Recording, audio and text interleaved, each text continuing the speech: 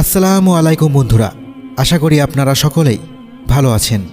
প্রিয় বন্ধুরা, মৃত্যুর লক্ষণগুলো আপনি কিভাবে বুঝবেন? আপনি যদি এই লক্ষণগুলো দেখেন তাহলে তওবা করুন, কেননা খুব শীঘ্রই মৃত্যু আসতে চলেছে। চোখ বন্ধ করে মন দিয়ে কথাগুলো শুনুন আর চিন্তা করুন। ধরুন আপনি আপনার পুরো জীবন আল্লাহকে অমান্য করলেন, আল্লাহ কর্তৃক নির্ধারিত রীতিনীতিকে অবমাননা করে চললেন এবং হঠাৎ একদিন আপনার মৃত্যু এসে উপস্থিত হলো। সেক্ষেত্রে আপনি তো তওবা করার সুযোগটাও পেলেন না। তাহলে আপনার জন্য ঠিক কী ধরনের শাস্তি অপেক্ষা করবে সেটা কি একবারের জন্য হলেও ভেবে দেখেছেন? মৃত্যু আমাদের সাথে ছায়ার মতো লেগে রয়েছে। ভাইরা আমার, দুনিয়ার জীবনের মোহে পড়বেন না। দুনিয়া ক্ষণস্থায়ী। এখানে যার জন্ম আছে তার মৃত্যুও আছে, কিন্তু আল্লাহ রাব্বুল আলামিন চিরস্থায়ী। আল্লাহ বলেন, আমার অস্তিত্ব ছাড়া আর সকল কিছুই ক্ষণস্থায়ী। ইমাম মালিক একবার একটি স্বপ্ন দেখেন। সেই স্বপ্নে তিনি দুই ডানা বিশিষ্ট ভীতিকর অদ্ভুত রকমের এক বিশাল আকৃতির লোককে দেখেন। সেই লোককে ইমাম মালিক জিজ্ঞাসা করেন, তুমি কে? লোকটি উত্তর করেন, আমি মালাকুল মওত। ইমাম মালিক তখন জিজ্ঞাসা করলেন, হে মালাকুল মওত, আমার আর কতটুকু হায়াত বাকি আছে? এই শুনে মালাকুল মওত তার দিকে 5টি আঙ্গুল তুলে দেখালেন এবং এরপরেই ইমাম মালিকের ঘুম ভেঙে গেল। তারপর তিনি এমন কাউকে খুঁজতে লাগলেন যিনি এই স্বপ্নের ব্যাখ্যা দিতে পারে। তিনি ইমাম শিরিনের কাছে গেলেন। সব কিছু শোনার পর ইমাম শিরিন বললেন, হে ইমাম মালিক, মালাকুল মওত আপনাকে বুঝাতে চেয়েছেন 5টি বিষয় আল্লাহ তাআলা নিজের কাছে রেখেছেন এবং এই বিষয়গুলো শুধু তিনি নিজেই জানেন। এই বিষয়গুলো হচ্ছে কিয়ামতের সঠিক সময়, বৃষ্টির সময়, মাতৃগর্ভে সন্তানের লিঙ্গ, ভবিষ্যতে বান্দার তাকদীর এবং বান্দার মৃত্যু কোথায় লেখা আছে।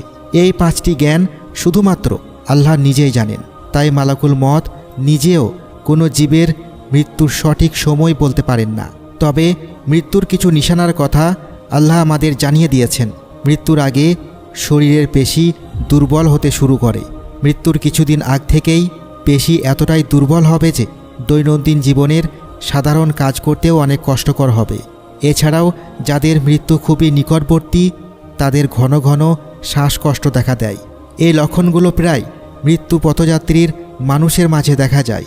এছাড়াও মৃত্যুর আগে মানুষ হঠাৎ করেই কর্মচঞ্চল হয়ে পড়ে।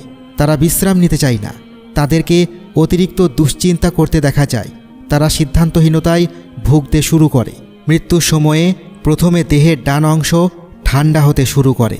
ইমাম ইবনে আল জাওজি তার রাউদাতুল মুস্তাক ওয়া তারিক ইলাল মালিকি খালাক গ্রন্থে মৃত্যুর এই নিশানা সম্পর্কে তথ্য প্রদান করেছেন। এক নবী একবার মালাকুল মওতকে জিজ্ঞাসা করেন, আপনি কি জান কবজ করতে আসার আগে কোনো নিশানা দেন যাতে মানুষেরা মৃত্যুর জন্য তৈরি থাকতে পারে? উত্তরে মালাকুল মওত বলেন, জি, আল্লাহর নির্দেশে আমি রোগ শোক থেকে শুরু করে দুশ্চিন্তা, দৃষ্টিশক্তি কিংবা শোনার ক্ষমতা কমিয়ে দেওয়ার মতো অনেক নিশানা দিয়ে থাকি। এরপরেও যদি মানুষ বুঝতে না পারে এবং তওবা না করে, তখন মৃত্যুর সময়ে আমি তাদেরকে বলি, আমি কি যথেষ্ট বার্তা প্রেরণ করিনি? রূহ হলো আসল জীবন।